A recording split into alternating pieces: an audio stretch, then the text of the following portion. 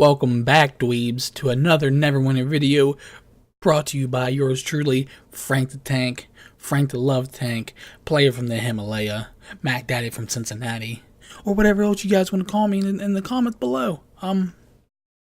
This video I wanted to make kind of like an intro video of the next couple videos that is going to come out for the channel, discussing about, bringing you the information that you need to know for Ravenloft, being that us console players are irrelevant in the grand scheme of things and don't get it until months after it's released. So I wanted to bring you as much information about the mod as possible to give you guys the much information needed to progress, to unlock, to know everything you need to know about Ravenloft and the inner workings of that.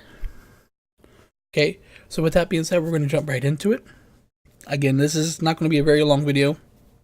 This is just me talking about what they expect of the actual campaign experience of Ravenloft when it finally releases on console. So sit back and relax. If you have any questions, leave them in the comments below. Otherwise, let's get it going, huh? Alright, so you know Ravenloft has released the other day on PC, so they have more information about it than I do, but I don't like them. So I decided to make my own video about it, so here it is. So those who already have played the game know that the last couple campaigns, Omu and Cholt, had weekly hauls. So basically you can get all your dailies done in a week and then grind out dungeons and grind out whatever you need to grind out for the rest of the week. I like that for the most part, just because say you're busy all week and you only have a day or two to play, knock out your dailies, get them done. Because once you unlock this beauty here, Castle Ravenloft, you start working on your boons. So basically this campaign is broken down in two sections. The progression through the campaign here, as you follow the little line up until Ravenloft, and each section will increase your weekly haul.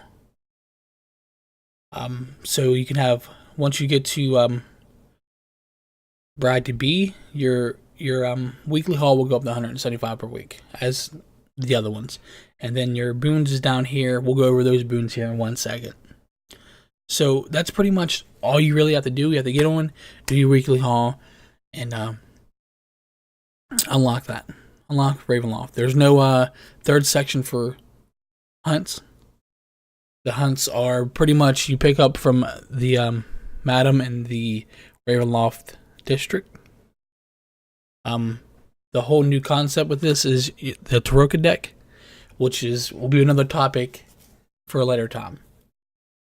Basically, the Taroka deck is a deck of cards, and you can use a said card to help with lures, get better drop rates, get better this and that. Again, that's why I wanted to make this video. I wanted to come out with this video first, so it's like an intro to what is yet to come. So I couldn't do a Taroka deck without telling you guys what the Taroka deck's about. So you get what I'm saying. So again, there's only two sections. Boons here. The progression through Ravenloft to unlock Ravenloft. The expedition pack that comes out with the release of Ravenloft will grant you currencies in order to unlock Ravenloft faster. From my talks with PC players, if you guys buy 2 of the expedition packs, you will have enough currency, including your daily haul or your weekly haul, to unlock Castle Ravenloft within the first day. I don't know how true this is. Obviously, this is coming from people that have played PC and they already have it unlocked. So again, if that happens to be wrong, I apologize, but that's what they're telling me on the PC side. So again, we will make a video on the expedition pack, whether to buy it, whether to not buy it. So again, this is going to be the intro for all that. All the videos to come about Ravenloft, I wanted to do this first. Wanted to get the structure built first, the foundation for the other videos. So we're going to go scroll down here and talk about the boons. There are 4 boons. Basically, it's broken down like Chult Nomu, how the first 3 boons is sectioned. So you can choose, have 3 different points in each one of the boons, or just one boon, I'm sorry. Ranging from recovery, movement, HP, control resist, damage versus undead, and damage resistance versus undead.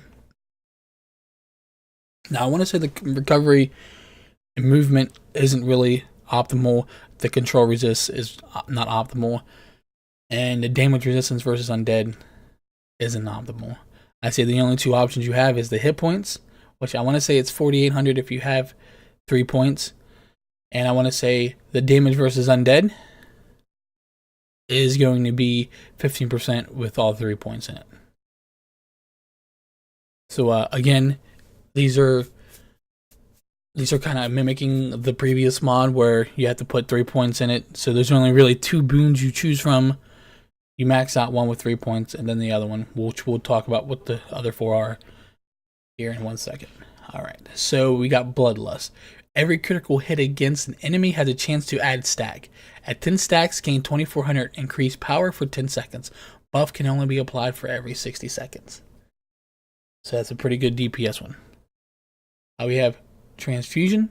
Healing another player for 10% of their max hit points gives you a chance to apply a heal over time that will heal 5% of their max hit points for every 2 seconds for 10 seconds. There's no like cap for every 60 seconds, just 5% of their max hit points every 2 seconds for 10 seconds. We have Hypnotic Gaze. Anytime you use a control power on an enemy, you have a chance to increase their combat advantage to nearby allies for 5% for 10 seconds. Can only be applied every 60 seconds. And then we have Righteous Sacrifice. Taking 10% or more of your match health and damage grants nearby allies 800 power for 5 seconds. Stacks up to 5 times. So it stacks up to 5 times. So 5 times 8 is 4K. So that's pretty good. Obviously, that is probably going to be used on a tank class if they choose to use that. Most tanks these days are DPS and blah blah blah. So yeah. So that's covering the boons. Those last 4 that I just named off are the top 4. So you have to progress through the first 3 sections to get to that section. So me personally, I'm probably going to pick every critical hit against an enemy has a chance to stack up to 10 times for 2400 power, because the crit weapon fighter has a 100% chance crit. So that's going to be easily to obtain, but it has a 60-second cooldown. So I don't agree with that part, but who am I, right?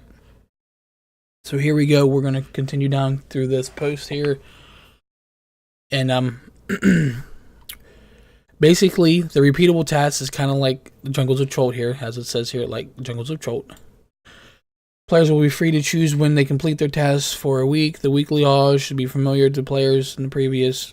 Okay, we've already discussed that. Boons, we've already discussed that. Rewards. Many of the tasks in Ravenloft campaign will be rewarded in a random Taroka high card.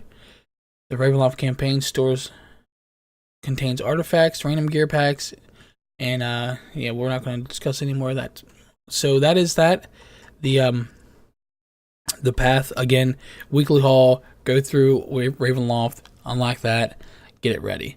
The Expedition Pack video will be coming out soon, along with the other benefits of Ravenloft. So if you guys want to see more videos and see more information coming in from Ravenloft, please let me know by hitting that subscribe button and turning notifications on. Can't stress it enough. Can't stress it enough.